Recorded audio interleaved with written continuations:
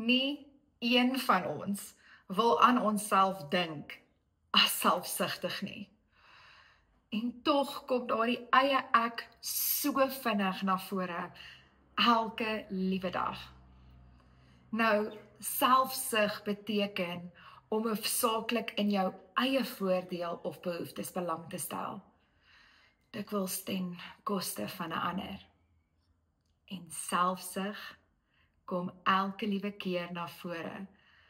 Prakties gesproke, wanneer ons ongeduldig geraak in die verkeer, omdat ons tyd is belangriker as ander sin. Of wanneer ons 'n papier op die grond neergooi, want ons dink iemand anders gaan dit optel. Wanneer ons nie agter onsself skoonmaak in 'n publieke plek nie. Of wanneer jy na 'n groepsfoto kyk, en natuurlik trek ons fokus heel eers na hoe ons lyk, en as ons goed lyk, dan is dit 'n goeie foto, maak nie saak of die ander mense sleg lyk nie. Selfsug kom na vore elke keer wanneer ons net halfpad na iemand luister, want terwyl hulle nog praat, begin ons al klaar dink aan wat ons volgende wil sê. Of wanneer ons iemand onderbreek, want ons dink ons punt is belangriker. Of wanneer ons die hele tyd na ons fone kyk, terwyl iemand anders besig is om met ons te gesels. Daai kere wanneer ons eintlik net die hele tyd oor onsself wil praat, want ons vra nie genoeg uit oor 'n ander persoon nie. Selfsug kom selfs na vore wanneer ons stilstype kry om iemand anders te straf in 'n konfliksituasie. Of wanneer ons verwag dat ander mense moet aanpas by ons bui daardie dag. Of selfs wanneer ons sê ons sal help, maar ons sal help wanneer dit ons pas. En jou selfsug kom ook na vore wanneer ons baie gerieflik leef, maar ons sê dikwels dat ons nie ander mense kan help nie. In Filippense 2 vers 3 sê vir ons, moenie iets doen uit selfsug of uit ydelle eer nie, maar in nederigheid moet ons die een hoër ag as wat ons onsself ag. Nou hierdie is nie net woorde nie, maar hierdie is 'n hartsverandering wat lei tot 'n lewenstyl van om ander mense te dien en sodoende ook gehoorsaam te wees aan die Here. Makliker gesê as gedoen. Want ons is van nature selfsugtig en ons leef vanuit hierdie perspektief dat die wêreld om ons draai, dat ons merk moet maak, dat ons belange moet nastreef. En dit is hoekom 1 Korintiërs 10 vers 24 sê ook, laat niemand sy eie voordeel soek nie, maar elkeen die voordeel van 'n ander. Wow.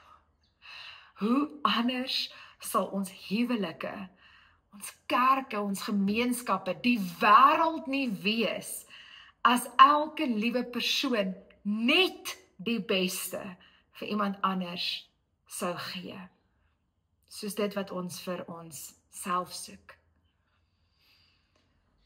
Maar as ons gaan toelaat dat selfsug ons keuses lei, dan gaan ons lui word in ons toewyding en ons gaan verblind word vir die nood en die lyding van ander mense.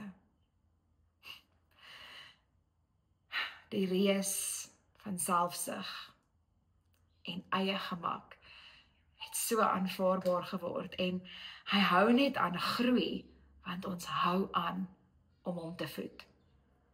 So hoe groei hierdie reus? Sonder dat ons regtig eers bewus is daarvan, dat ons dit regtig besef. Dink net gou-gou bietjie aan die kwessies wat bevorder word in ons samelewing vandag. Pro-choice. My body, my choice. Die feit dat 'n kind net geaborteer kan word vir enige rede, omdat dit nie vir ons gerieflik is nie. Transseksueel, soos watter geslag voel ek? Ons leef in 'n kultuur waar ons baie keer hoor, my waarheid en my identiteit is belangriker as die realiteit. Open marriages en losbandigheid, want ek wil nie my begeertes beperk nie. Of die weggooi kultuur wat sê dat ek kan net enige tyd van 'n verhouding af wegstap want dit baat my nie meer nie. Dink bietjie mooi aan sosiale media. Die feit dat ons eie lewens dikwels adverteer en ons prestasies vir almal wys en ons dink ons kan net sê wat ons wil en ons opinie lewer, alhoewel ons daar nie werklike betrokkenheid is nie. Ons sien selfs 'n afname in kerkgang en gemeenskapsbetrokkenheid, want jy sien dit het vir ons so gerieflik geraak om eerder net die preek te kyk vanuit die gemak van my eie huis. Dit het 'n gesindheid geword dat ek kan nou gee sonder om fisies betrokke te raak. Glo dit of nie, maar selfs in die kerk het ons selfsug en ons gemak gegroei. En dikwels het mense hierdie gesindheid van, wat kan ek kry uit die kerk uit? Eerder as, hoe kan ek dien? Dink aan die feit dat ons baie keer meer gereeld vir ons eie behoeftes bid, as wat ons bid vir die behoeftes van ander mense. Waar ons voorheen tyd spandeer het aan ons verhouding met die Here en met ons familie en vriende en selfs by die kerk, spandeer die gemiddelde persoon vandag tussen 6 en 7 ure voor 'n skerm. Nou, voor ons dit probeer verskoning sê, kom ons wees gaga realisties, en ek wil net ook hier sê, hierdie sluit nie in ons tyd by die werk nie. Hierdie is net tyd, 6 tot 7 ure van ons persoonlike tyd. En ek weet dadelik ons reaksie, my reaksie was ook, dit is onmoontlik, maar dink net gaga daaraan in die oggende wanneer ons wakker word, hoe ons eers na ons fone kyk, na boodskappe kyk, hoe ons sosiale media oopmaak, hoeveel keer, elke keer as daar 'n boodskapie opkom op ons foon, hoe ons dit eers wil kyk. Hoe ons nou tydens ons middagetes en tydens elke ete omtrent nie meer met mense gesels nie, maar eerder video's op ons fone kyk. Dink aan hoeveel tyd in die aande ons voor TV spandeer en speletjies speel en selfs online shopping. Dan begin die tyd baie vinnig optel en ons besef 6 tot 7 ure is heel moontlik. Tyd wat ons aan ander mense en die Here spandeer het, word nou spandeer voor 'n skerm. En al hierdie dinge wys op 'n kultuur van gemak, van selfsug, van onmiddellike bevrediging. En hierdie kan so vinnig en subtiel groei, selfs in die harte van Christene. So watter gevolge bring selfsug en eie gemak na vore? So ons kyk na Jakobus 3 vers 16 wat sê, want waar afguns en selfsug heers, kom wanorde en allerlei gemeene dade voor. Nou selfsug kan ons minder sensitief maak vir die Here. En so dit beteken dat selfsug en die vrug van die Gees kan nie op dieselfde tyd regeer nie.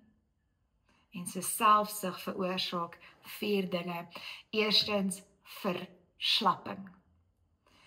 Eie gemak lei tot minder dissipline. Dissipline in ons gebedstyd, in Bybelstudie, in diens aan ander en in goeie gewoontes. Maar selfsug veroorsaak ook verslawings. Herhaalde keuses vir ons eie gemak versterk ook slegte gewoontes. Daar's soveel mense vandag wat verslaaf is aan hulle skerms, aan dobbel, aan ongesonde lewenstyle. So, selfsug veroorsaak eerstens verslapping in dissipline, veroorsaak verslawings, maar dan veroorsaak dit ook versagting van empatie. Want as ons die hele tyd op ons self gaan fokus, gaan ons verblind raak vir ander mense se nood en behoeftes. En dit is hoekom ons baie keer gemeen en onsensitief voorkom. En die laaste ding wat selfsug veroorsaak, is 'n verskuiwing van prioriteite. Want selfsug word die basis van besluitneming en dit verskuif ons fokus na 'n plek toe waar ons eerder vra, wat maak my gemaklik?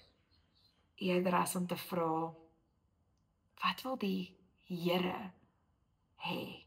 Wat is sy wil?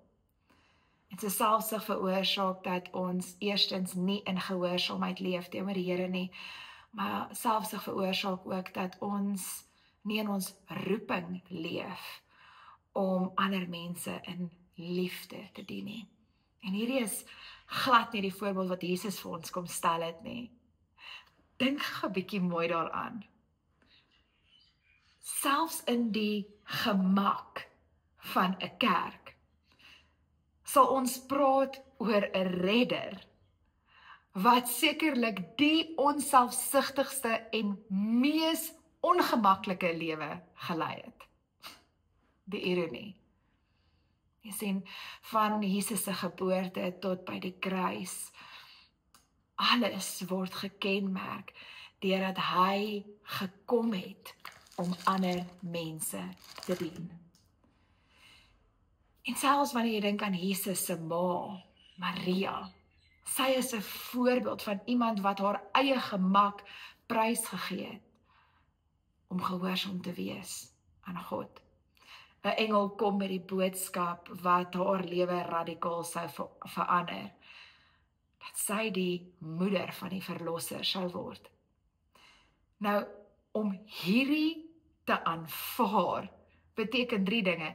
Eerstens, verwerping, want Josef het elke rede gehad om haar te los. Tweedens, vernedering, 'n sosiale skande om swanger te word vir huwelik. En dan ook die verlies van gemak en voorspelbaarheid in die lewe. Nou as sy haar eie gemak gekies het, kon sy haar reputasie beskerm het en sy kon opofferinge daarna ook ontkom het en 'n gemaklike, gewone lewe geniet het. Maar toe die engel na haar toe kom, reageer sy met die woorde in Lukas 1:38, ek is die Here se dienares en gewillig om te aanvaar wat hy ook al wil hê. Mag alles wat jy sê waar word. Haar antwoord is nie 'n impulsiewe gevoel nie, maar is 'n bewuste keuse om diensbaarheid bo haar eie gemak te stel. Sy kies die onbekende en moontlike skande bo die maklike bevestiging van haar eie planne. En daar verslaan sy die reus van selfsug en van haar eie gemak, die oomblik toe sy verklaar het, ek is 'n dienaar van God. So moet ons ook die pad van diensbaarheid kies, selfs al beteken dit ongemak. Want as ons nie hierdie reus van selfsug gaan doodmaak nie, kan dit beteken dat ons ook dalk die roeping van die Here op ons lewe kan mis. Nou ek weet daar is dalk moontlik party mense wat gaan vra, maar beteken dit ek mag dan nooit gemaklik wees nie? Nou natuurlik is gerief nie altyd sleg nie. Die Here skenk ook aan ons vreugde en plesier. Maar gerief word wel sonde wanneer dit ons verhoed om die Here se wil uit te voer. Gerief word wel sonde wanneer dit veroorsaak dat ons eie plesier 'n afgod word. Dit beteken ons eie plesier is vir ons belangriker as om die Here te dien. Maar dan ook, dit word sonde wanneer dit ons keer om te volhard en ons soek altyd eerder die quick fix. Romeine 12 vers 1 ken ons almal, broers en susters, op grond van die barmhartigheid van God, roep ek julle dus nou om julle liggame beskikbaar te stel as 'n lewendige en 'n heilige offer, en wat vir God aanneemlik is. Dit is julle sinvolle godsdiens. Nou ons liggame as lewende en heilige offers is presies die teenoorgestelde van 'n lewe wat gestruktureer is om selfsug en eie gemak. Ons mag gemak waardeer, maar laat gehoorsaamheid aan God die standaard van ons lewens vorm. En dan mag daar dalk ook mense wees wat vra, maar beteken dit dat ek nou nie meer mag rus nie en dat ek nie vir myself mag sorg nie? Rus is Bybels en ons vind dit in Jesus. Matteus 11 vers 28 sê vir ons, waar Jesus ons sê, kom na my toe, almal wat vermoeid en belas is, en ek sal julle rus gee. Ons doel is nie om gemak uit te roei nie, maar om eerder dit te onderwerp aan gehoorsaamheid. Rus kom deur Jesus en nie noodwendig deur onproduktiewe en selfbevredigende gerief nie. Ons almal het rus nodig. Maar die reus van selfsug kom sê dat hy altyd die maklike pad wil kies ten koste van gehoorsaamheid aan God. So hoe kan ons hierdie reus van selfsug laat val? Natuurlik, soos al die ander reëse, moet ons eers kan erken dat ons wel partykeer bietjie selfsugtig is. Maar prakties gesproke, eerstens, digitale dissipline. Stel skermtyd grense, veral as dit tyd steel van jou verhouding met jou geliefdes en van die Here. Of gebruik tegnologie doelbewus eerder vir bediening as om dit net te gebruik vir jou vermaak. Tweedens, geestelike praktyke. Skep vaste tye vir geestelike gewoontes. 15 tot 30 minute van gebed, stilte tyd, Bybelstudie, elke liewe dag. Begin net klein en groei dit. Dit gaan ons help om ons fokus te verskuif van ons eie ek na die Here toe. Dan derdens, prioritiseer Sabbat en gemeente samekoms. Maak kerkbyeenkomste en klein groepe weer 'n prioriteit. En behandel dit soos 'n ononderhandelbare afspraak. Alle dinge word gereël om dit. Nou studies wys dat afname in gereelde bywoning dikwels saamval met 'n groter fokus op individuele gerief en digitale vermaak. So kom ons herstel weer ons weeklikse Sabbat. Soos in die ou dae, daardie eendag 'n week waar rus en aanbidding 'n prioriteit is. Nommer 4, finansiële en materiële vrygewigheid. As ons eerlik is, meeste van ons, almal van ons het eintlik meer as wat ons waarlik nodig het. Maar selfsug, eie gemak, onmiddellike bevrediging en hierdie verbruikersmentaliteit maak dat ons gereeld net ons eie lewensstandaard verhoog. So eerstens, kom ons verminder impulsiewe aankope, veral aanlyn. En wees gehoorsaam aan die Here, selfs met ons geld. Maak weer tiende en offergawes 'n prioriteit. En al is dit min, kom weer in die gewoonte om te gee aan ander. Want die daad van gee sal die greep van selfsug kom verbreek. Dan die 5de ding wat ons kan doen om selfsug te laat val is gemeenskap en verantwoordbaarheid. Kom ons doen weer moeite om fisies mense te ontmoet en te fellowship. Raak betrokke in jou gemeenskap. Organiseer gereelde uitreike.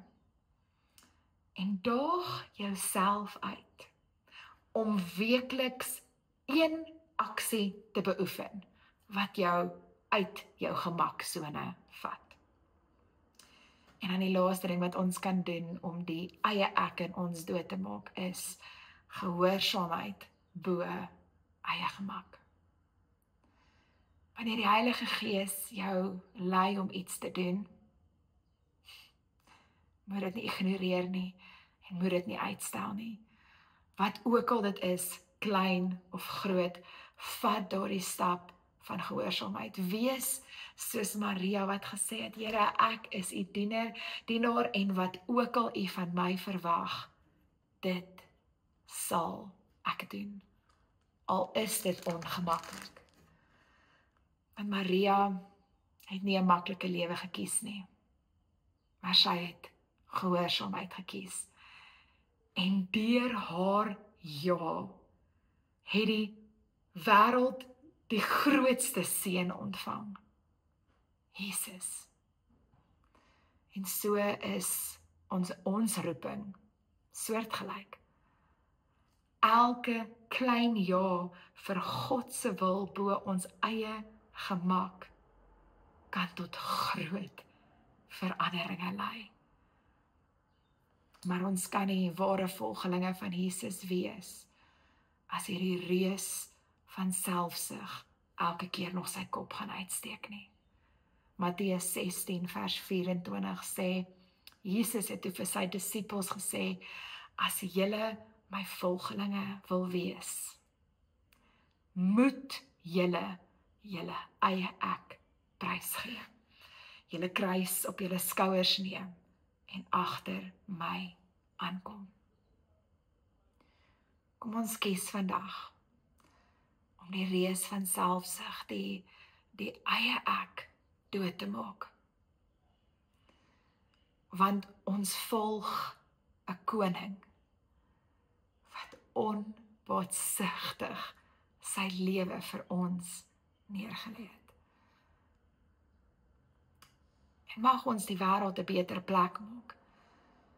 'n plek waar die koninkryk van God kom, omdat sy volgelinge gehoorsaam is aan hom, deur om ander mense te dien.